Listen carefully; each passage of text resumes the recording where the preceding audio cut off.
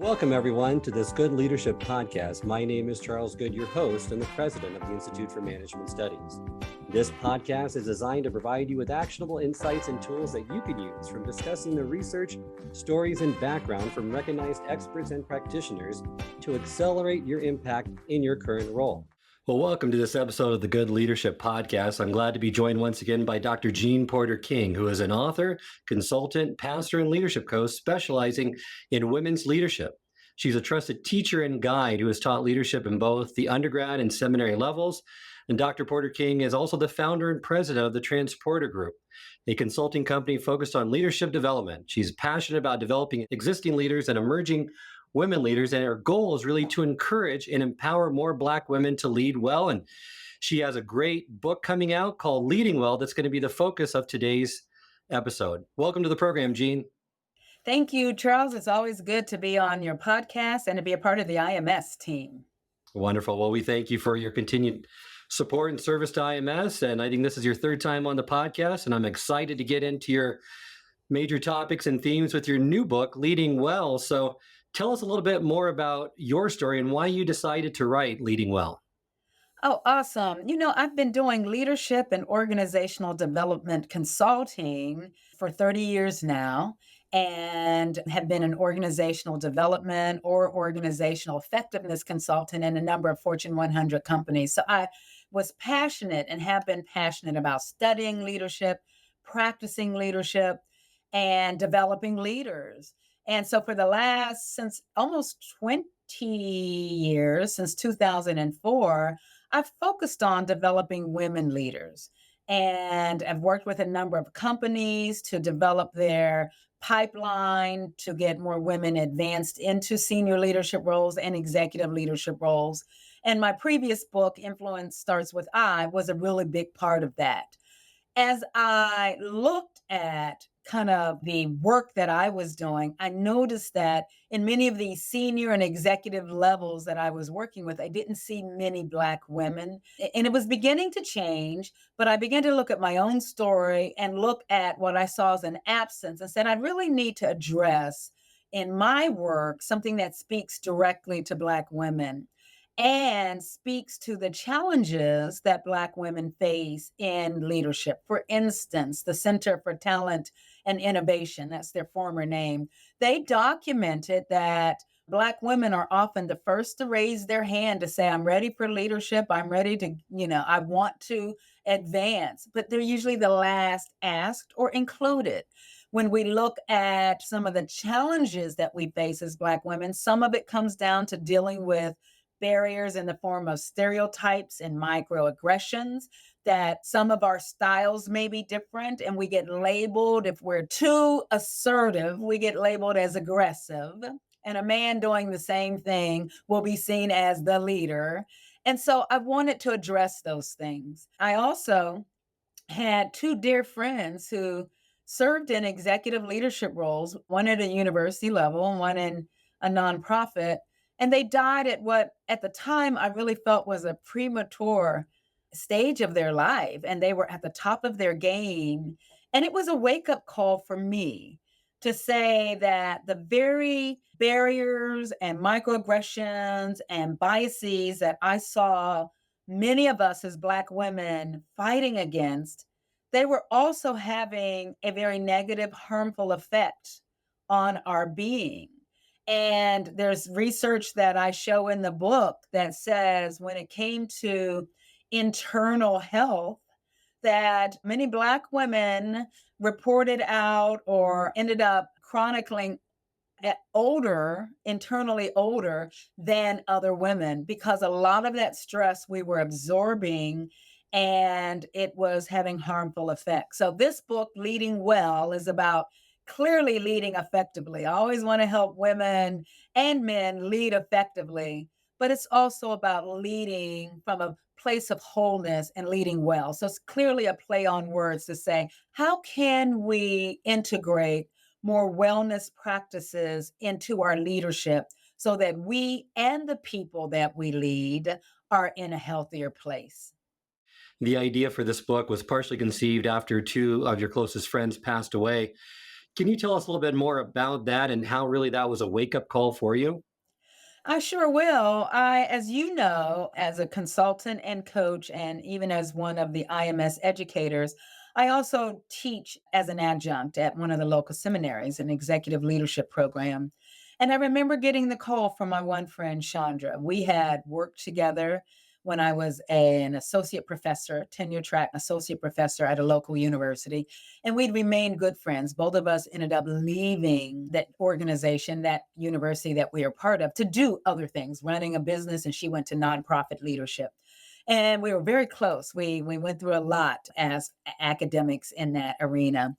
And I remember the day she called. My class was on a break for an evening dinner. This was an intensive course that I was teaching. And she called and said, I have something to tell you. She is a gentle, sweet spirit, sweet soul, and just a phenomenal leader. And she told me about this late stage cancer that she was diagnosed with. And that would have been a September conversation. And by February 15th, I got the call that she had passed. We'd stayed in touch. I walked with her through as much as I could from a distance. But what was amazing was at that same time, another dear friend who we had done our graduate school programs together, me in Southern Ohio, she in Northern Ohio. And again, because we were one of few Black women in these programs that we were in, she was in a management program, I was in an organizational communication program, but we had many similar readings and we would discuss and we got each other through. And at that same time, my friend Chandra was diagnosed. My friend Charlie was.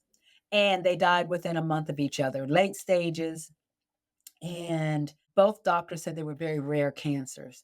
And as I did some research, I looked at the death rate of Black women over that period in which we were talking, and we were multiple times more likely to die than white women, Native women, even, and other women of color. And that again shook me. I made the connection between the way we are leading, the ways we are trying to help others and help our organizations, I had to ask the question, what effect is it having on us? And many of us as Black women, and I found out that women of other cultures get a different version of this, but let me just stick with Black women for a moment. We end up leading like super women. The trope is called the strong Black woman. And there's a professor that I follow that her name is Dr. Shaniqua Walker Barnes, and she calls it the strong Black woman. And she links those three words together literarily. So there are literally no spaces between them.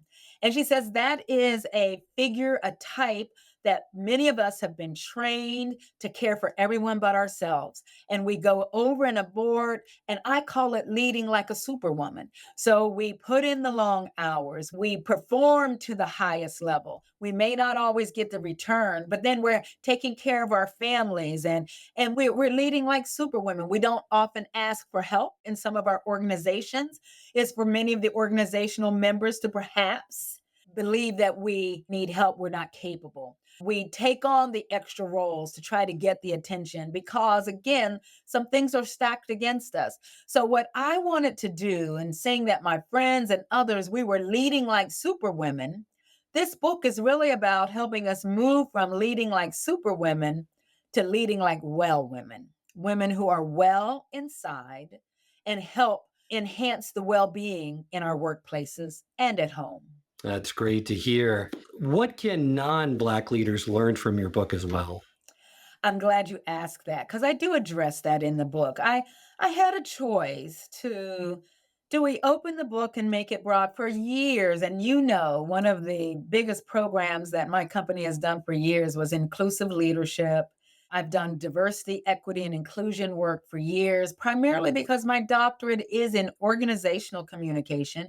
And my secondary focus was cultural studies. So at the academic level, I've taught multicultural communication, intercultural communication, etc. So I want to be inclusive. But I kept seeing this gap that Black women, especially, were excluded, and that intersectional set of barriers that we faced. I wanted to address it. And what I say in the book is Number one, the principles are apropos for all people. So please read it. But I center Black women first and foremost because it's my story and it's my journey of coming to lead well. And years of working in the corporate spaces and then starting my own business and running it for 21 years. So I center Black women because it's my story. But I also center Black women because I want other people who are reading it, men and white women and other women of color, to learn from these experiences, especially if they consider themselves to be our allies. Because together, I think when we look at the people who, in many ways, have been the most excluded because of race and gender, that intersection of race and gender, if we as allies or they as allies can get on board, I think we all can lead more effectively, but do it in a way that we have fewer harmful effects for all of us. That's very well said, and I agree with you. No one can tell your story better than you can, and what a powerful story you have to state as well that will help everyone and hopefully bring a more inclusive culture. I'd like to kind of talk a little bit about the spiritual wellness piece and how important that is as a leadership quality. You know my story, and you know that I've always integrated my faith into my leadership practices and my leadership development. Spirituality is a core component of many of our identities.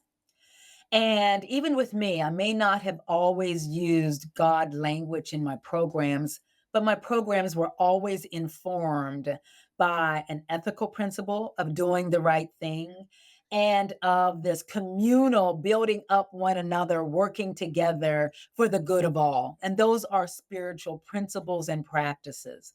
So the spiritual wellness is really about the core of who we are as humans. It's not necessarily anyone's particular religious background, but it is about that human spirit thriving and being successful. And what I did, and this is from my own faith tradition, when I researched a number of the wellness dimensions, there's typically six, nine, or 12 dimensions from emotional well being, mental well being, physical well being, vocational or occupational, and you name them. Spiritual well being or spirituality is one of six, nine, or 12, depending on the model. What I wanted to do here, because so many of the Black women that I coach and train and come to my programs have a faith tradition in which spirituality is core. So I use an ancient text, a biblical story about another woman who was often seen as an outsider or an outcast. And the way she's been taught down through the years, many teachers today still kind of make her an outcast. And I said, what a corollary for many Black women who feel that they're outsiders or feel that we're outsiders, but we work really hard to become those insiders. So, number one, I tell this story from a spiritual faith tradition that many of the women are going to be able to connect with, number one. Number two, I make spirituality the core from which we lead. Because as a coach, I believe we lead from the inside out, and I help people get in touch with their values and their principles that really should guide their leadership versus just the performance from the outside. And those very values and principles are spiritual in nature. So I anchor a spiritual wellness that when we can get aligned with purpose and values and those core principles, and we begin to focus on that. And one executive woman told me one time that when a person's purpose can align with the company's purpose, then you find a way up. That becomes a path for career advancement. And I believe that. But so many women that I had trained down through the years, there was something that they were so busy trying to meet the outside metric, show up and get the job done, prove that they belonged there.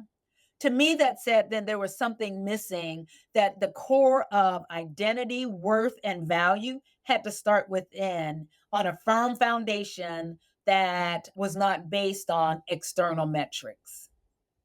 Well, you're right. You lead from the inside out, and your character is really determined, like you said, by your ethical, moral, and spiritual convictions and values. So that's really the starting place for any transformative change with anyone. I've also seen that with many leaders, and I'll say leaders in the non dominant group, they hold back a lot of times their authentic identity in favor of fitting into a culture. What can these leaders do to kind of reclaim that identity and be themselves or be more of themselves in the workplace? That is such a good question, Charles. And again, I tell so much of my journey in the book. As a young, first of all, my first degrees are in industrial and systems engineering. So my first jobs were in large manufacturing organizations in which I was most of the time the only Black woman. I was on corporate staff and went out to these large either factories or mills, and I was doing the work. Only thing I knew to do was try to fit in to the standards that were there. In fact, I just put on Instagram recently that in one of my business courses before I got my doctorate, one of the professors basically coached us and said, when you get into your first jobs, you need to align with the leaders that are there, match them. And basically, it was a message of assimilation. And I remember in those early days as this young Black woman, the other word he said is make sure you check your differences at the door. Well, I didn't know how I was going to check my difference because I show up differently. It was a predominantly white male organization. There was a number of women there, white women, handful of Black and Latina maybe. And we couldn't check our difference at the door. But my difference wasn't just my skin tone and my gender, it was also the values that came with me. And so it was a gradual maturing into this notion of I needed to really lead and show up authentically. And so it was a journey, and I tell a lot of that journey, and I want to encourage more and more people to do it now. One of the things I've done as a consultant, a DEI consultant, for instance, is help organizations develop systems and structures that are more inclusive. So I think we're at a perfect time, Charles, to answer your question, that more and more companies have embraced and advance diversity, equity, and inclusion principles and practices so that they can have cultures that are inclusive and we don't just look for assimilation. And now is the time for more and more people who look like me to be able to show up. I tell a story in the book. I have what's called locks. My hair is in its natural state. And I remember it's probably 7, 8 years ago when I was going to what we call go natural and lock my hair. I felt the need to have a conversation with my largest client at the time. She was a white Jewish woman. And we had the type of relationship that I wanted to check in with her and said, I'm about to do something different with my hair because often in the corporate settings, it was expected that Black women would come with straight hair, however, that was straightened. And as I got older, I didn't want to straighten anymore. I was damaging it too much. And the irony of all that is number one, that I felt the need to have that conversation. It went well. They didn't fire me. She tells me later that her own kind of coarse hair had to be straightened itself. So again, we're always trying to fixing the outside to fit in. But the deeper issue that is so cultural and so systemic is that women and men of color have been fired, have been told to change hairstyles to assimilate to this standard that has nothing to do with our competence.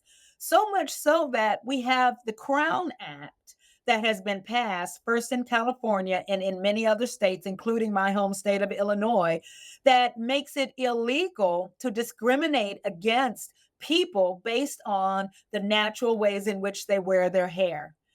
Only in the US do we need a law that says people can show up to work with the way their hair grows out of their head. That's how deeply entrenched some of these biases are that have been the foundation for discrimination down through the years. And so now, authentically, I tell people this is the face of a successful leader. This is the face, the skin tone, and the hair texture for this leader. And I show up authentically but not just on the outwardly. I show up being comfortable in my own skin based on who I am, the values that I bring, and ultimately my commitment to serving my clients and others that I lead. That's all a part of authenticity. That's great. And that's, I'd like to just kind of go a little bit deeper in the DEI space because you've been in that space for so long. And you're right. Conversations are going, industries, companies are making this a priority now. I'm hearing more and more, though, that there hasn't been enough movement, that people know it's important, but the conversations aren't happening yet. There's still a lot more to go. What would you say is the current state? And what would you recommend to get us to that next level so that we build even more inclusive cultures within our organizations? I actually have felt that same way, that there often hasn't been enough movement. There's some companies that have done great. There's some DEI consultants that have helped move the dial with some major companies. There's others that kind of call us in and for lip service, they want to do some training. They check the box and you don't get the long-term change. And so I advocate that leaders that hear this message, please know that executive leaders, senior leaders, you've got to continue to embrace the principles and practices of diversity, equity, and inclusion because you've got to have cultures that welcome everyone and allow everyone to show up in ways that you get the best performance from them. But it's the performance from the inside out. So that's number one.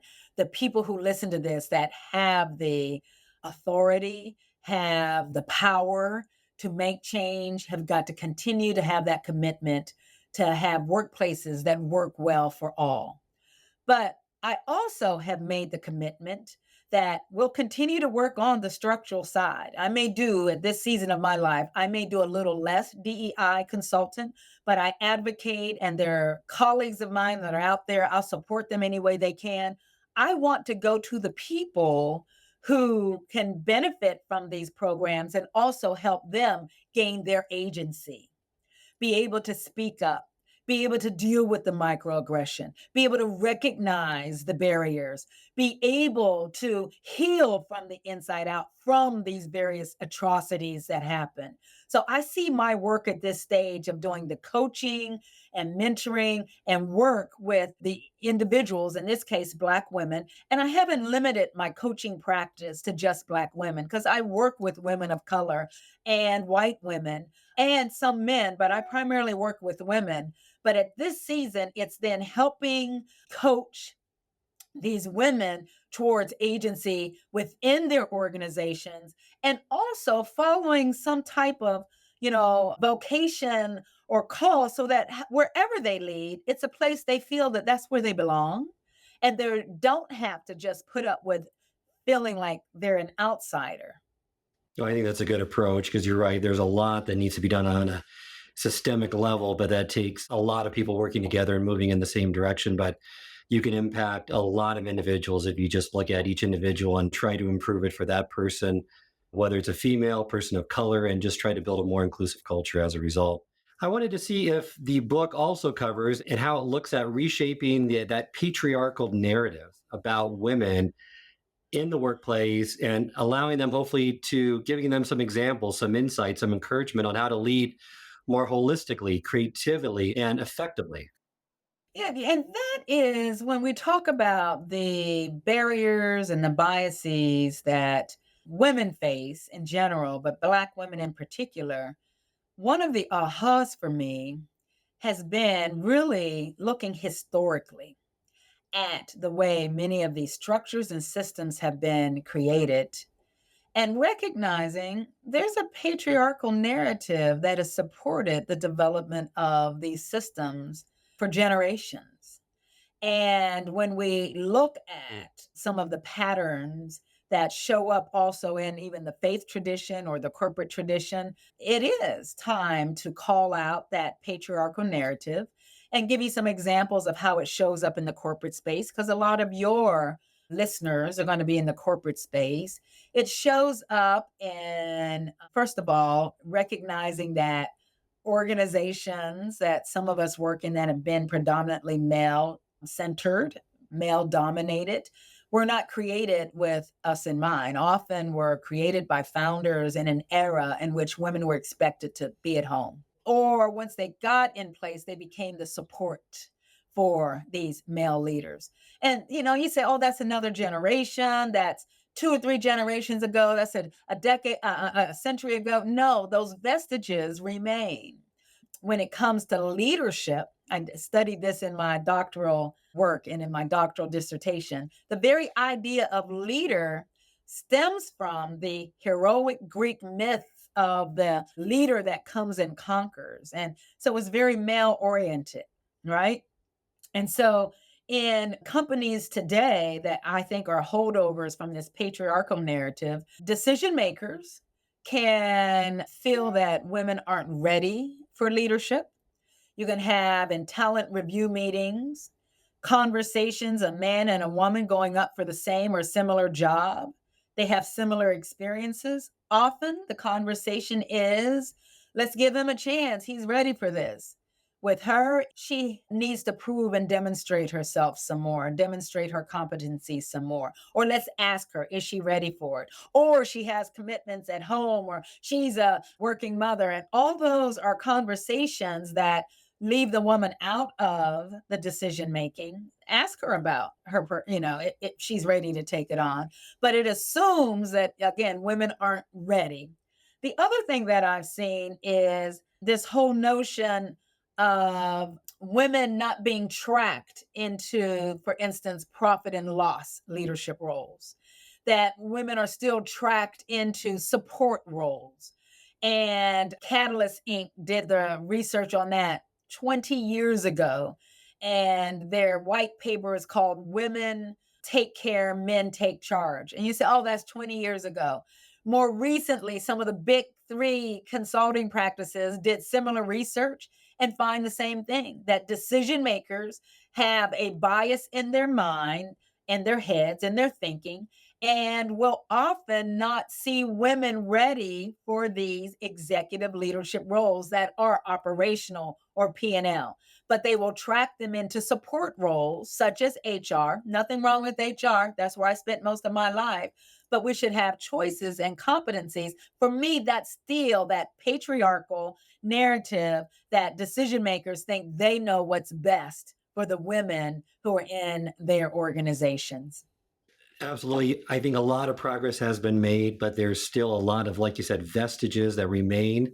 And we still need to be cognizant of those and aware of those in today's society, which to some is not as evident, but it's still pervasive and it's still there. Before we close the podcast, I always like to kind of wrap it up with, in this case, what do you hope your audience, maybe it's women, women of color, get from reading your book? The key points are maybe three. One is that we no longer need to wait for or ask for permission to lead authentically.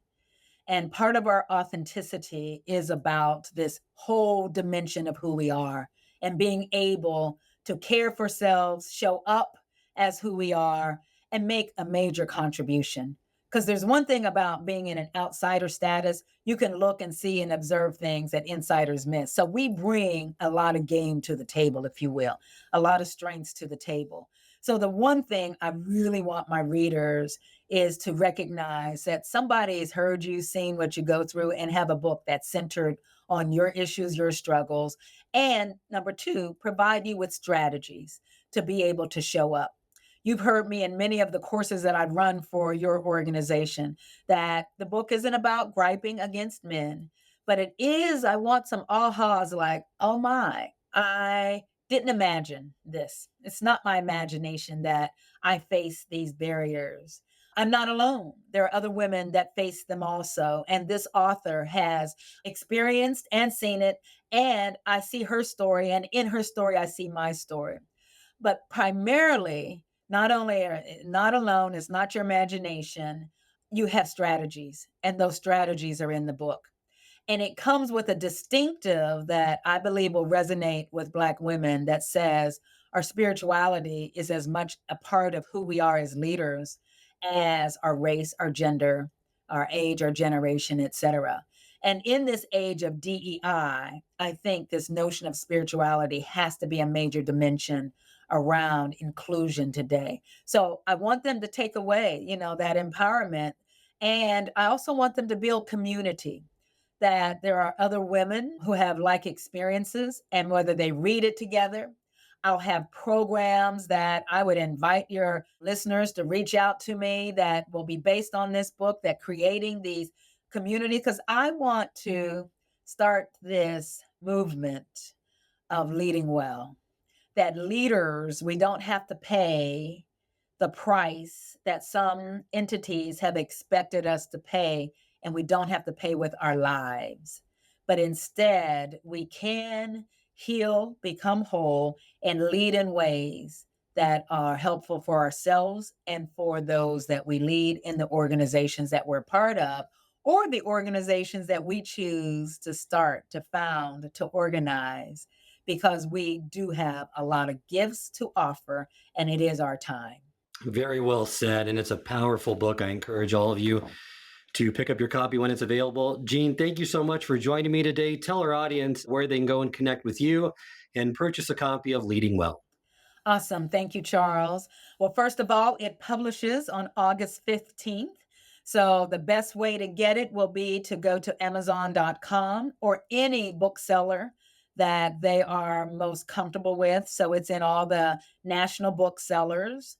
And they can keep in touch with me on Instagram, Dr. Jeanne Porter King. And my name, Jeanne, is Jeanne, Dr. Jeanne Porter King. Or on my website, they'll see the programs that I offer, drjeanneporterking.com. And if they so choose, all the social media platforms I'm on, would love to stay in touch. LinkedIn, Dr. Jeanne Porter King. And so I think we've named them all: Instagram, Twitter, Facebook, LinkedIn, and then obviously my website, drjeanneporterking.com. We'd love to hear from your listeners. If you enjoyed this episode, I encourage you to share with others and post about it on social media. You can also go to our YouTube channel, which has video recordings of all the episodes of this podcast, along with bite-sized segments called single servings that are designed to answer your most pressing leadership and management questions. Remember, until next time, it's not what you know that counts, but what you do consistently that makes a difference.